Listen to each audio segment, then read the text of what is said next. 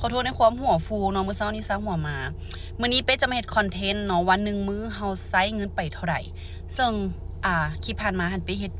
รายรับรายจ่ายประจำเดือนแล้วแต่ว่าบัดนี้สิมาเฮ็ดเป็นรายวันเบิ่งเพราะเฮาอาจจะหลงลืมไปว่ามื้อนึงเฮาใช้จ่ายไปกับหยังแน่บางเทื่อก็โอนบางเทื่อก็จ่ายเล็กๆน้อยๆแล้วก็ลืมไปสินะเนาะเดี๋ยวจะมาลองเฮ็ดคอนเทนต์เบิ่งว่า1มื้อเฮาใช้เงินไปเท่าใดมื้อนี้แวะกินข้าวเปียกข้าวเนาะปกติเป็นจะบ่กินข้าวเช้าค่าเสียหายมื้อนี้รวมไข่ลวกเนาะ50,000 กีบก่อนไปเวียกแวะซื้อน้ำด่างเพราะว่าช่วงนี้ท้องบ่ดีแล้วก็ท้องอืดเนาะจัดไป1ตุกราคา25,000 กีบให้พ่อเอารถไปเปลี่ยนแนวปันน้ำฝน1คู่ 675,000 ข้าวสวยมื้อนี้ไปกินตำหลวงพระบางทั้งหมด370,000หาร4ถือคนละ93มักส่ง65ฟรีมีคนเลี้ยงเติมมัทฉะ 95,000 จ่ายเงินสดเลี้ยงหัวหน้า1จอก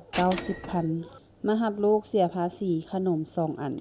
15,000 ก่อนกลับบ้านเติมสต็อกนมซื้อ5แถมของเล่นพร้อมกับไข่1แตะจัดไป 1,375,000 ค่าเสียหายของเป้มื้อนี้ถึกอยู่ทั้งหมด 2,418,000 กีบแต่ถ้ามื้อใดที่บ่ได้ซื้อเครื่องให้ลูกหรือว่ามีค่าใช้จ่ายจุกจิกขึ้นมาก็สิมีแต่ค่ากินค่าอยู่ของแต่ละมื้อเนาะเริ่มกันต้นอาทิตย์ก็สิประมาณนี้เนาะ